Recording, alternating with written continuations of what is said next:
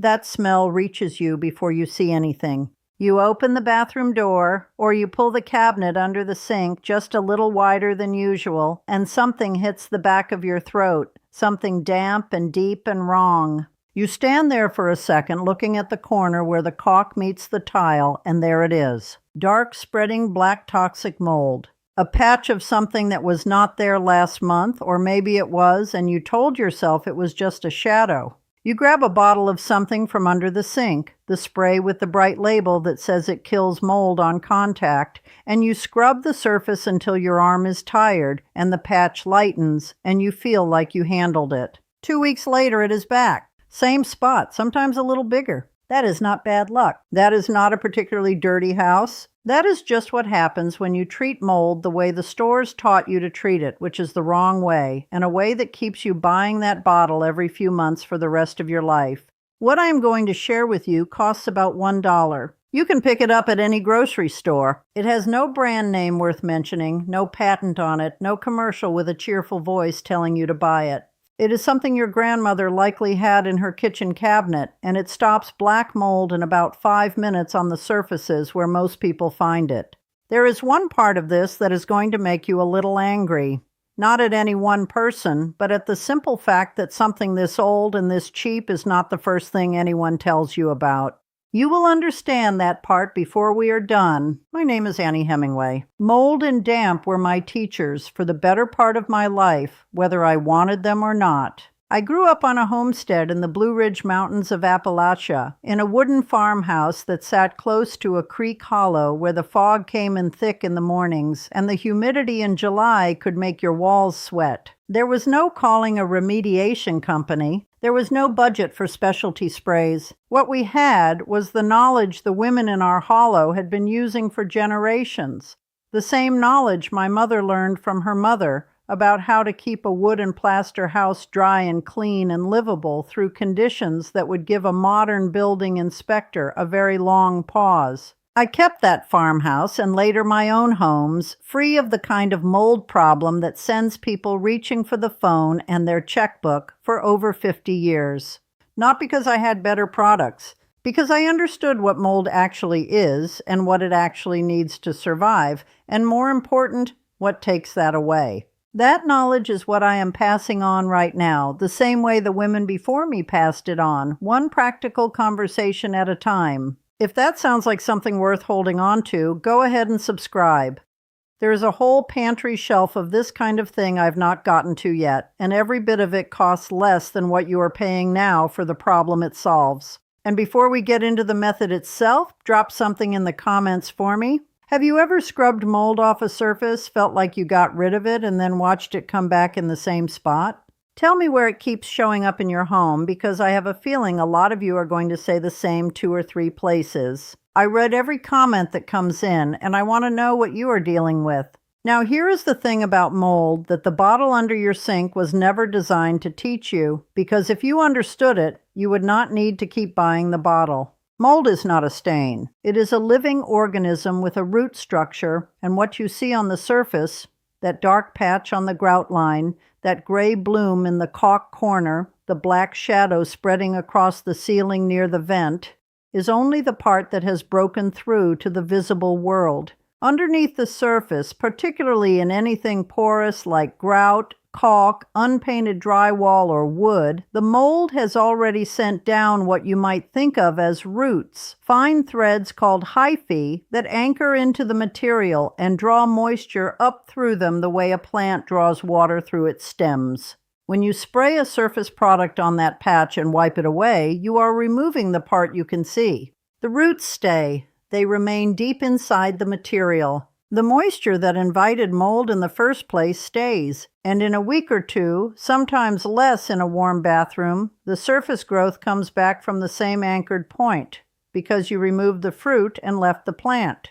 This is the part that matters most, and if you take nothing else from what I am telling you, take this. Killing mold means disrupting the root system, and preventing mold from returning means removing the moisture conditions that allowed it to anchor in the first place. A product that cleans the surface without addressing those 2 things is a product you will be buying every few months for as long as you own your home. That is not a cleaning product. That is a subscription. The dollar fix works differently, and that is where we are headed. White distilled vinegar. That is the dollar fix. Not a cleaning product with vinegar listed somewhere in the ingredients after a dozen chemicals you cannot pronounce. Plain white distilled vinegar, the kind that sits in a clear plastic jug on the bottom shelf of the vinegar aisle at any grocery store in the country. A gallon of it runs between $1 and $2 in most places. A quart costs even less. You probably already have some within arm's reach right now. The reason it works is simpler than you might expect, and you do not need to memorize the science to use it, but understanding it for 1 minute will change the way you think about every mold patch you ever look at again. Vinegar is acidic. It is a highly acidic liquid. White distilled vinegar sits at a pH of around 2 to 3, highly acidic, which you can verify just by the smell of it. Mold, like most living organisms, is extraordinarily sensitive to pH. It thrives in a narrow range, slightly acidic to neutral conditions, the kind of environment that a damp bathroom wall or a humid cabinet interior creates naturally. When you saturate a mold colony with undiluted white vinegar, the acetic acid penetrates the surface growth and the root threads beneath it and disrupts the cellular membrane of the mold organism. It does not just bleach the surface color away the way some products do, leaving dead-looking but structurally intact roots behind. It kills the organism at the cellular level, roots and surface growth together, on the types of surfaces where it can actually penetrate. You do not need to remember the phrase acetic acid or cellular membrane. What you need to remember is this: vinegar gets into the root. The surface spray you were using before, in most cases, did not. Here is exactly how to do it, and the order matters, so stay with each step before moving to the next. The first thing is the vinegar itself, and the most important instruction I can give you here is one word: undiluted. Do not add water. This is the mistake that costs people results and sends them back to thinking the method does not work. Here is exactly how to do it, and the order matters, so stay with each step before moving to the next. The first thing is the vinegar itself, and the most important instruction I can give you here is one word: undiluted. You want it at full strength, poured directly into a clean spray bottle, not a bottle that previously held a bleach-based cleaner because the residue can react, and not a bottle with any other product still in it. A clean, empty spray bottle, full-strength white distilled vinegar, nothing else. Spray the affected area generously. Generously means the surface is visibly wet, not just misted. And spray beyond the visible patch. Extend your coverage about an inch in every direction past where you can see the dark growth, because the root threads travel outward under the surface before the surface growth makes them visible. The part of the mold colony you cannot see yet is still there, and you want the vinegar reaching it. Then you leave it. This is the second place people go wrong, because the instinct is to scrub immediately, and scrubbing immediately is the wrong move. The contact time is what does the killing. On a smooth, non-porous surface like sealed tile or painted wall, 5 minutes of contact time is your minimum, but 10 minutes is better. And on grout lines, caulk, or any semi-porous surface, you want to let it sit for 15 to 20 minutes before you touch it. Set a timer if you need to. Walk away from it. The vinegar is working during that time in ways that wiping would interrupt. After the contact time, wipe the surface clean with an old cloth or paper towels and dispose of whatever you use to wipe. After the contact time, wipe the surface clean with an old cloth or paper towels and dispose of whatever you use to wipe. Do not rinse the cloth and use it again in another part of the house. You would be moving mold spores rather than removing them. The cloth goes in the trash. After the vinegar wipe, mix a small amount of baking soda with just enough water to make a paste, thick enough to stay on the surface rather than run off. Press that paste into the grout line with your finger or an old toothbrush and let it sit for 5 minutes, then scrub gently and rinse. Baking soda is alkaline, which means it creates the opposite pH environment from what mold needs to survive. Used after the vinegar has done its killing work, the baking soda paste gets into the pores of the grout, lifts the staining, and leaves behind a surface chemistry that is hostile to mold reestablishing itself. It also neutralizes the vinegar residue, which on rough grout surfaces can otherwise leave a faint smell if not fully rinsed. The combination of the two, vinegar first, baking soda paste second, costs somewhere around $1 total for the materials used in a single treatment. A bottle of white distilled vinegar and a box of baking soda together will run you $3 or $4 at the grocery store and will last you through dozens of treatments across your whole home. The final step in the method is the one that determines whether the mold comes back, and it is not a product at all. It is drying. After you have wiped the surface clean, that area needs to dry fully. Not damp dry, not almost dry, but genuinely dry. Open a window if you can. Run the bathroom fan for a full 30 minutes after your shower every time, not just while the steam is visible. Leave cabinet doors under the sink open for an hour after you clean in there. Mold does not establish a new colony on a dry surface. It cannot anchor its root threads without moisture. Every surface you treat with vinegar and then allow to dry completely is a surface you have taken away from it. The women who taught me this did not think of it as a mold treatment. They thought of it as keeping things dry because that was how they talked about it. And they were right. The treatment gets you back to zero. The drying habit keeps you there. I want to be straight with you about something because that matters more to me than sounding like I have an answer for everything. White vinegar is genuinely effective on non-porous and semi-porous surfaces, sealed tile, glazed ceramic, glass, painted drywall that is still structurally sound, vinyl flooring, plastic, metal fixtures, and sealed grout. White vinegar is genuinely effective on non-porous and semi-porous surfaces, sealed tile, glazed ceramic, glass, painted drywall that is still structurally sound, vinyl flooring, plastic, metal fixtures, and sealed grout. On those surfaces used correctly, it does what I described. It kills the organism, it gets into the root threads, and when you pair it with the drying habit, it keeps the problem from returning. What it cannot do is reach mold that has moved inside a surface. And this is the part I would rather tell you plainly than have you discover on your own after weeks of treating the visible patch and wondering why nothing is changing. If you spray a wall and the surface stays wet longer than it should, if the drywall feels soft when you press it, or if there is any give or bubbling in the paint, the mold is no longer living on that wall. It is living inside it, in the paper facing and the gypsum and possibly the insulation behind it. Vinegar simply cannot reach that deep, as the surface is no longer the problem. Nothing you apply to the surface can reach that, because the surface is no longer where the problem lives. The same is true for wood framing, ceiling joists, and subflooring that have had prolonged water exposure.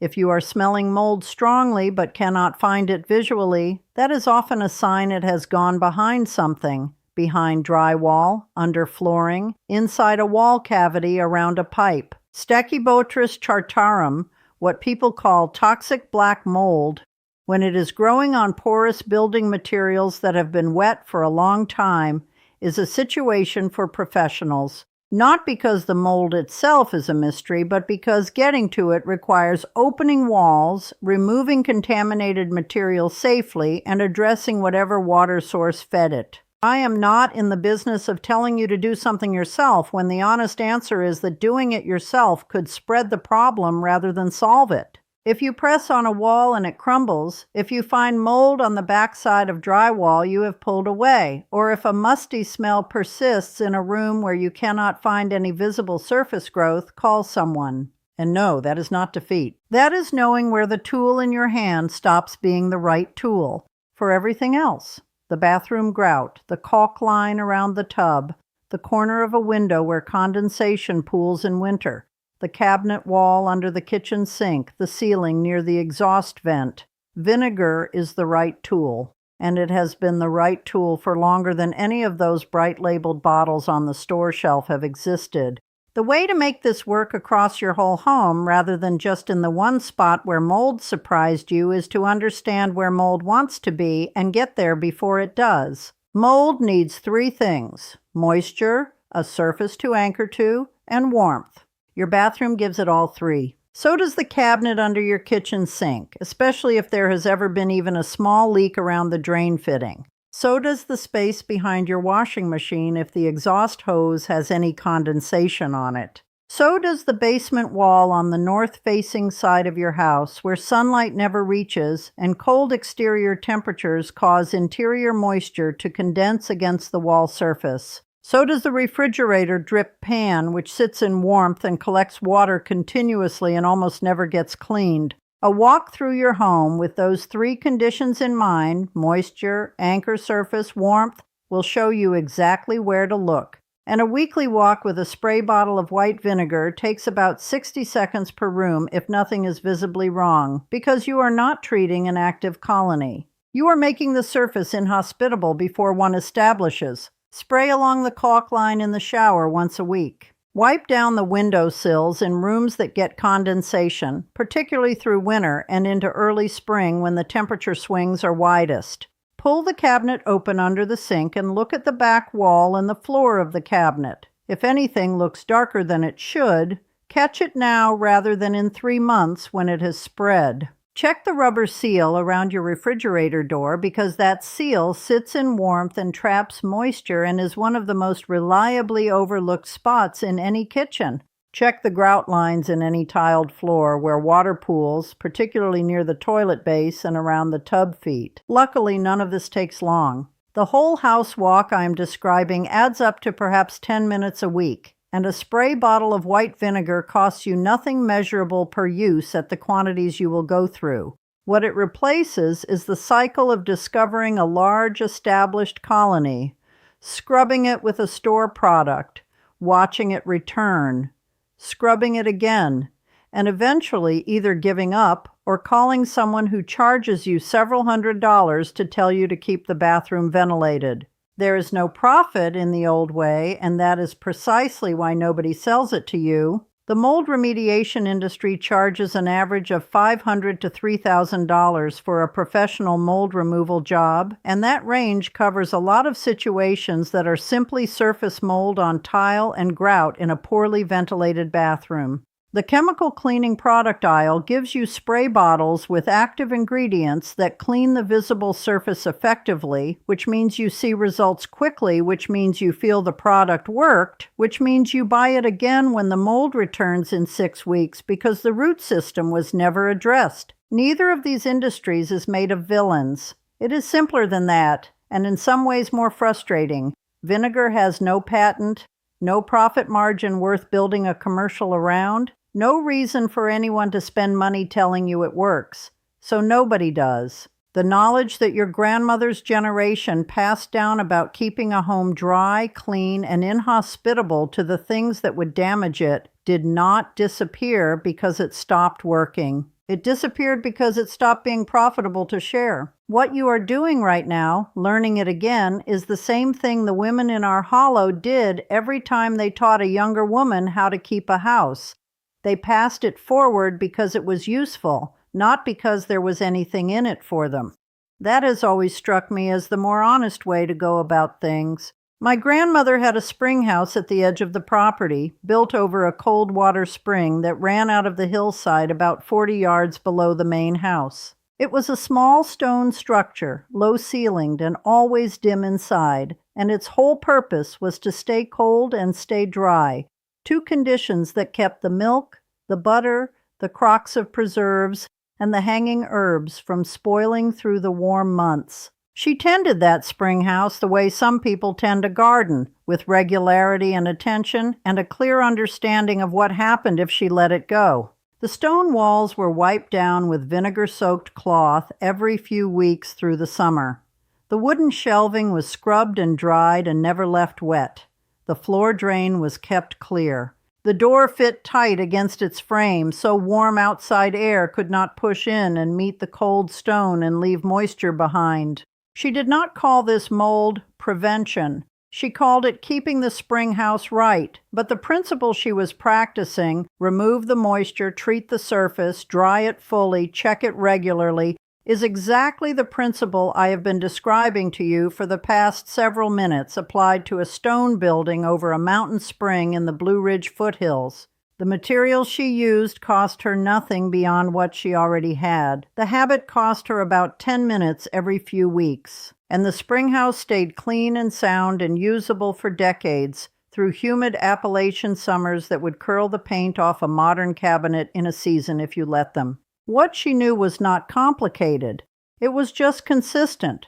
She understood that a damp surface left alone does not stay merely damp. It becomes something else. Something that spreads and damages and eventually costs far more to fix than it ever would have cost to prevent. She had seen what happened to a neighbor's root cellar when that lesson got ignored one wet spring. She did not need to see it twice. I think about her every time I open a cabinet and check the back wall before anything has a chance to take hold. That habit came from her, passed through my mother, and it has saved me more money than I know how to calculate across 50-plus years of keeping a home. So here is where things stand. Pulled together simply. White distilled vinegar, $1 to $2 a jug at any grocery store. Baking soda, $1 for a box that will last you months. A clean spray bottle, which you likely already have. Old cloths or paper towels for wiping.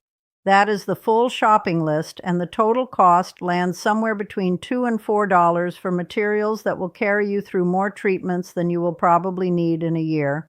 Fill the spray bottle with undiluted white vinegar, no water added. Spray the affected surface generously, extending an inch past the visible mold growth in every direction. Leave it for a minimum of 10 minutes, longer on grout and caulk. Wipe clean with cloth or paper towels and dispose of them. For grout lines, follow with a baking soda paste, let it sit for 5 minutes, scrub gently, and rinse. Then dry the surface fully. Ventilate the room, run the fan, leave cabinet doors open. Drying is not optional. Drying is half the method.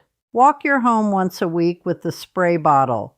Caulk lines, window sills, under sink cabinets, refrigerator door seals, bathroom ceiling near the vent, any tiled floor where water sits. Spray anything that looks like it wants to be damp. Wipe, dry, move on. 10 minutes a week, $1 in materials, and the cycle of scrubbing and returning mold and expensive repeat purchases stops. If a wall feels soft under your hand, or if you smell mold in a room where no surface growth is visible, that is a different situation and needs professional eyes. Vinegar is for the surface, and the surface is where the overwhelming majority of household mold lives and where you can stop it before it ever becomes something worse. The knowledge that gets passed down in a family is only as useful as the people willing to carry it forward, and I am grateful every single time someone takes the time to sit with what I share here and actually use it. If you are not subscribed yet, please do. There is more coming on exactly this kind of old homestead household knowledge, methods that cost almost nothing and that the stores have no interest in telling you about. And for the comments, I want to know something specific. What is the one spot in your home where mold or damp keeps coming back no matter what you try?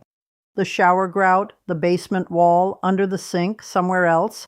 Tell me, because the answers people leave here help me understand what to address, and I read every one of them.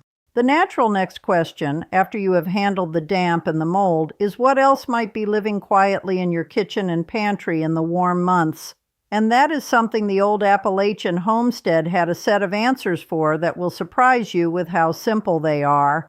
Keep your home dry, keep your surfaces clean, and trust the old knowledge. It did not survive this long by being wrong. My grandmother's spring house is still standing. The methods she used to keep it that way still work. I hope they serve your home just as well.